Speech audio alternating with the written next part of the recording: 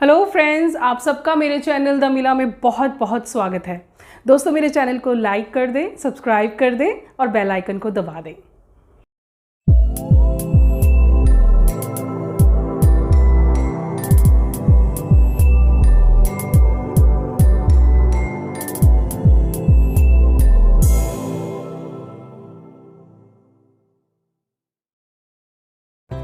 दोस्तों, हम सबको कभी कभी ऐसा लगता है हमारे जीवन में कि हम किसी स्थिति में इतना फंस चुके हैं कि उससे हम बाहर निकल ही नहीं सकते। असल में ऐसा होता भी है। कई बार कोई ऐसा रिश्ता होता है, कोई ऐसा आपका जॉब है, बॉडी में ऐसी कोई सिचुएशन है, ऐसी कोई कंडीशन है जिससे आप बाहर नहीं निकल सकते।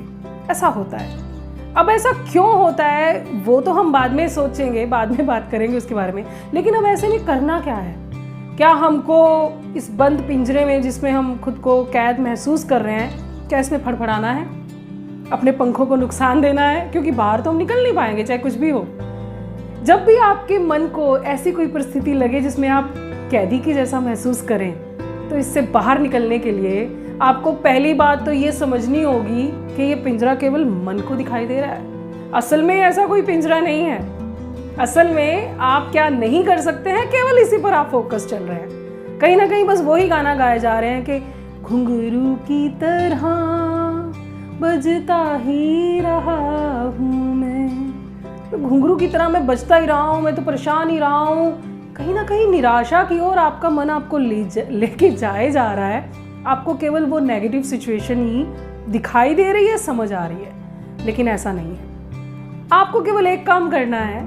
उस सिचुएशन में आप क्या नहीं कर सकते, इसको 2 मिनट के लिए साइड पे रखकर ये देखना है कि मैं क्या कर सकता हूँ।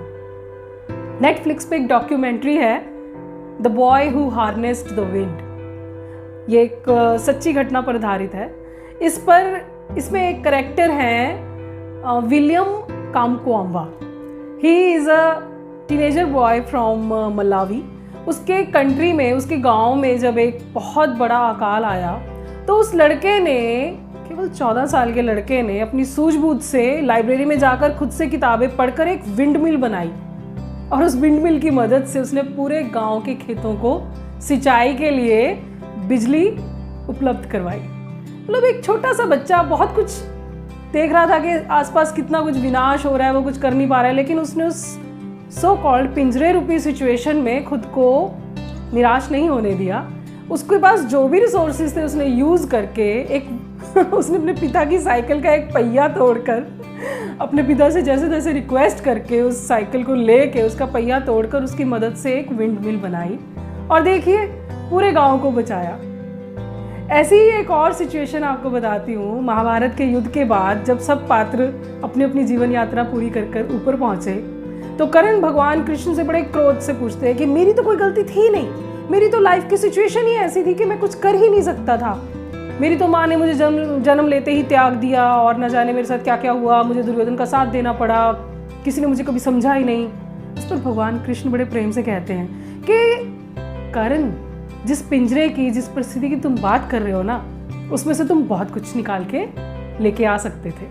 तुम चाहते तो जैसे ही तुम्हें ये पता चला कि तुम पांडव हो, तुम दुर्योधन का साथ छोड़कर तुम पांडवों की तरफ आ सकते थे। सुतपुत्र थे तो क्या हुआ, तुम धनुर्धर थे। और तुम भी चाहते तो एकलव्य की तरह खुद से किसी को गुरु मानकर, उन्हें मन ही मन में अपना गुरु समझकर, उनकी ऊर्जा लेकर बहुत अच्छे धनुर्धर बन सकते थे। तुम्हें झूठ बोलकर भगवान परशुराम से विद्या प्राप्त नहीं करनी चाहिए थी।